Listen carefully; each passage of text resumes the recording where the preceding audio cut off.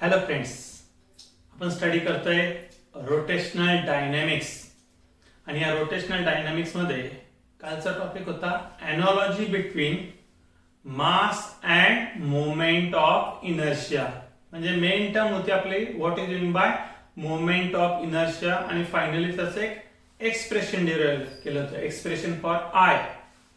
आजचा आपला टॉपिक आहे expression for kinetic energy of a rotating body. हा पॉइंट आहे आपला, expression for kinetic energy of a rotating body. Energy ही फिजिकल जी टर्म आहे ती प्रत्येकाला माहिती आहे. Capacity to do work is called energy. आणि बेसिकली दोन टाईपच्या एनर्जी आपण नेहमी यूज करत असतो. त्यातली फर्स्ट म्हणजे कायनेटिक एनर्जी आणि सेकंड म्हणजे काय, पोटेन्शियल. कायनेटिक एनर्जी ही रिलेट केली जाते ती मोशनला. पण मोशन मध्ये आपण जसं म्हणतोय की दोन टाईपचे मोशन, एक आहे ती ट्रान्सलेशनल और लिनियर मोशन आणि आता सध्या स्टडी करतोय ती रोटेशनल मोशन.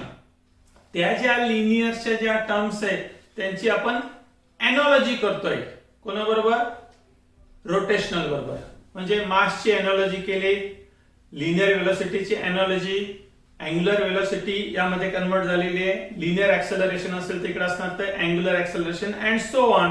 तसं बेसिक कायनेटिक एनर्जीचा जो फॉर्म्युला आहे तो माहिती आपल्याला 1/2 mv². पण तो ट्रान्सलेशनल मोशन मध्ये आज आपल्याला डिराइव्ह करायचा तो रोटेटिंग बॉडीसाठी. एक बॉडी कन्सिडर करणार, एक बॉडी रिजिड बॉडी. आता ही जी रिजिड बॉडी ही काय होते, रोटेट. पण एक्झॅक्ट त्या रोटेशनची डायरेक्शन आपल्याला माहिती नाही. ते अबाउट एक्स ऍक्सिस असू शकते, अबाउट वाय ऍक्सिस, पण रोटेट होतं हे शुअर आहे. आता रोटेट होताना एक इमॅजिनरी लाईन त्यातून आपण पास करणार, ही इमॅजिनरी लाईन रिजिड बॉडी. आणि इथं आता ही जी बॉडी ही रोटेट होते. या इमॅजिनरी लाईनला म्हटलं तर axis of rotation. So this body, rigid body, is rotating about an axis which is passing through certain point O. O point मधून तो ऍक्सिस काय होतो, पास. जरुरी नाही की प्रत्येक वेळेस O हा सेंट्रॉइड पॉइंट असेल, अदर दॅन सेंट्रॉइड पॉइंट मधून सुद्धा तो ऍक्सिस काय होतो, पास होतो. आता या रिजिड बॉडीचे काय असतील, हे n नंबर ऑफ पार्टिकल्स, खूप सारे पार्टिकल्स आहेत. आणि त्या n नंबर ऑफ पार्टिकल मध्ये हा एक फर्स्ट पार्टिकल आपण कन्सिडर केला की ज्या पार्टिकलला मास असेल m1. हा सेकंड पार्टिकल कन्सिडर केला, याचा मास आपण कन्सिडर करू m2, third, fourth, fifth and so on. आणि हा त्याचा लास्ट पार्टिकल की ज्याचं मास रिप्रेझेंट करणार mn. अलग अलग जे n नंबर ऑफ पार्टिकल्स होते त्यातला जो फर्स्ट पार्टिकल त्याचं मास आपण कन्सिडर करतोय m1, m2 with the mass of second particle and so on. mn represent the mass of n particle. आता हे प्रत्येक पार्टिकल ऍक्सिस पासून वेगवेगळ्या डिस्टन्स वर आहे. मग ते परपेंडिक्युलर डिस्टन्स आपण रिप्रेझेंट करू. फर्स्ट पार्टिकल त्याचं परपेंडिक्युलर डिस्टन्स r1 ने रिप्रेझेंट करणार. सेकंड जो पार्टिकल त्याचं परपेंडिक्युलर डिस्टन्स r2 ने रिप्रेझेंट केलं.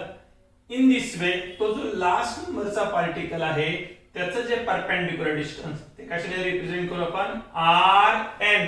आणि ही बॉडी काय होते, rotate with constant angular velocity omega. म्हणजे प्रत्येक पार्टिकल साठी त्याची अँग्युलर वेलोसिटी कशी आहे, सेम. इथे पण ती ओमेगा, यासाठी सुद्धा ओमेगा. जसं प्रत्येक पार्टिकलची ऍक्सिस पासून पोझिशन कशी आहे, डिफरंट आहे. काल सांगितलं की जो ऍक्सिसच्या अगदी क्लोज पार्टिकल असेल तो डिस्क्राइब केलेलं सर्कल कसं असेल, स्मॉल सर्कल. पण तोच पार्टिकल ऍक्सिस पासून जर फार डिस्टन्सवर असेल तर त्याने डिस्क्राइब केलेलं सर्कल हे कसं असणार आहे, लार्ज सर्कल असेल. म्हणजे वेगवेगळे सर्कल डिस्क्राइब करतील. मग या प्रत्येकाला ही बॉडी रोटेट करताना सेकंड टाइपची एक वेलोसिटी असते, ती म्हणजे असते लिनियर वेलोसिटी. बॉडी ज्यावेळेस आपण ही रोटेट करतोय असं कन्सिडर केलं तर m1 हा पार्टिकल त्याची डायरेक्शन असणार आहे अपवर्ड. हा अपवर्ड डायरेक्शन मूव्ह होतो. म्हणजे इथे दाखवणार ही त्याची velocity, linear velocity, perpendicular direction हे असणार आहे v1. सेकंड पार्टिकल साठी त्याची लिनियर वेलोसिटी ती आपण रिप्रेझेंट करू v2. आणि लास्टचा जो पार्टिकल त्याची लिनियर वेलोसिटी आपण रिप्रेझेंट केली Vn. बघा आता या डायग्राम मध्ये त्यांचे मासेस शो केले इंडिव्हिज्युअल पार्टिकलचे, त्याच्या ऍक्सिस पासून असणारे परपेंडिक्युलर डिस्टन्स आणि त्यांच्या लिनियर वेलोसिटी. आता याच्या लिनियर वेलोसिटी आणि अँग्युलर वेलोसिटी यांच्यामध्ये रिलेशन आहे. फर्स्ट पार्टिकल साठी ते रिलेशन असणार आहे. For first particle v1 is equal to r1 into omega. Similarly जर सेकंड पार्टिकल आपण घेतला तर त्यासाठी ते रिलेशन होणार आहे v2 is equal to r2 into omega and so on. तो जो लास्टचा पार्टिकल आहे त्याचं रिलेशन असेल v1 is equal to rn omega. Omega हा कसा आहे? Constant. The body is rotating with constant angular velocity. हा पण त्यांचे डिस्टन्सेस कसे डिफरंट. आता जर टोटल या बॉडी साठी जर आपल्याला एक्सप्रेशन फाइंड आउट करायचंय कायनेटिक एनर्जीचं, तर इंडिव्हिज्युअल एक पार्टिकल साठी आपण काय करू? ती कायनेटिक एनर्जी फाइंड आउट करू. फोकस केला आपण फर्स्ट पार्टिकल कडे. So kinetic energy of particle. आता फर्स्ट पार्टिकल म्हणण्याऐवजी त्याच्या मास रिप्रेझेंट करू. Kinetic energy of particle having mass m1 ते रिप्रेझेंट केलं ke1 is equal to, basic त्याचा फॉर्म्युला आहे 1/2 mv². त्या पार्टिकल साठी त्याचा मास किती आहे? m1. त्याची लिनियर वेलोसिटी किती? v1. So ke1 is equal to 1/2 m1 v1². ही जी लिनियर वेलोसिटी ती रिप्लेस करून देऊ आपण कशाने? अँग्युलर वेलोसिटीने. So is equal to 1/2 m1 into v1² म्हणजे कोणाचा स्क्वेअर होईल? r1² ओमेगा².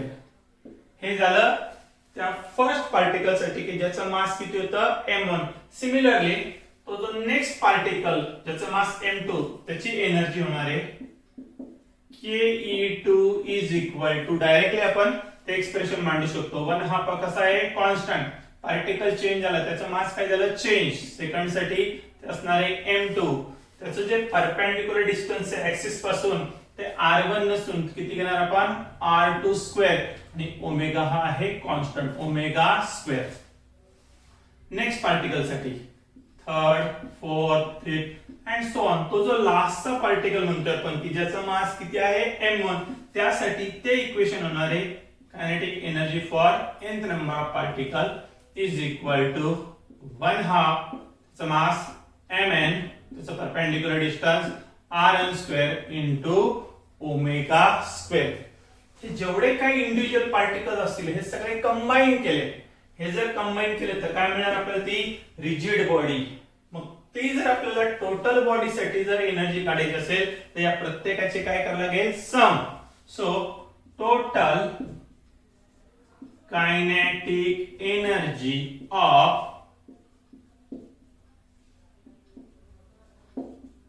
Rotating body E is equal to, प्रत्येकाचे काय करतो आपण? सम. ke1 प्लस ke2 प्लसken. त्यांच्या व्हॅल्यू पुट केल्या.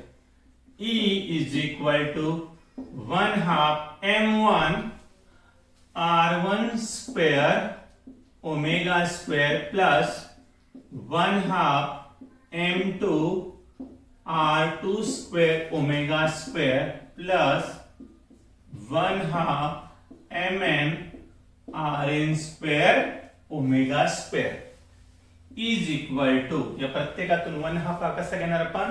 आउटसाइडला common. 1/2 in bracket m1 r1² plus m2 r2² plus mn rn² आणि ही जी अँग्युलर वेलोसिटी ती पण कशी आहे? कॉन्स्टंट. ते घेतलं आउटसाइडला ओमेगा². आता या प्रोडक्टची ही जी ऍडिशन आहे ना ते आपण समेशनच्या फॉर्मॅट मध्ये लिहिणार. E is equal to 1/2 in bracket summation of MI square. I from 1 to n into omega square. कालच्या व्हिडिओमध्ये एक डेफिनेशन सांगितली होती आपण. I, moment of inertia of a rigid body about any given axis of rotation is equal to algebraic sum of product of masses of each particle and square of distance from axis of rotation. I is equal to 1 to n. He I ची जी असणारी value इथे काय करून देऊ आपण, replace करू. So E is equal to 1/2 I omega square. This is the expression for kinetic energy of rotating body. आता मी दोन इक्वेशन मांडतो. पहिले असेल ते kinetic energy in terms of translational motion आणि second kinetic energy in terms of rotational motion. Kinetic एनर्जीचं equation के is equal to 1/2 mv square. आणि आता जे डिराइव्ह केलं आपण ते इक्वेशन आहे 1/2 I ओमेगा स्क्वेअर. हे सुद्धा कायनेटिक आहे. पहिलं जे इक्वेशन कोणासाठी फॉर ट्रान्सलेशनल मोशन आणि कोणासाठी फॉर रोटेशनल. आता यांची जर एनॉलॉजी बघितली तर परत एकदा आपल्याला ते कन्सेप्ट क्लिअर होऊन जाईल. ट्रान्सलेशनल मोशन मध्ये जो लिनियर वेलोसिटी तोच रोटेशनल मोशन मध्ये घेतो आपण अँग्युलर वेलोसिटी. आणि ट्रान्सलेशनल मोशन मध्ये बॉडीचं जर मास कन्सिडर केलं तर तेच रोटेशनल मोशन मध्ये कन्सिडर होतं त्यांचं moment of inertia. So moment of inertia is analogous to the physical quantity mass. हे पण इथे आपण कन्क्लूड करतो. हे झालं एक्सप्रेशन फॉर कायनेटिक एनर्जी. आता वेगवेगळ्या ज्या बॉडीज आहेत म्हणजे रिंग असेल, डिस्क असेल, तुमचा स्पियर असेल, रॉड असेल, अशा वेगवेगळ्या शेपच्या असणाऱ्या बॉडींचा moment of inertia passing through centre and other point त्याचे सर्व टॉपिक आपण पुढच्या व्हिडिओमध्ये कव्हर करू. थँक्यू.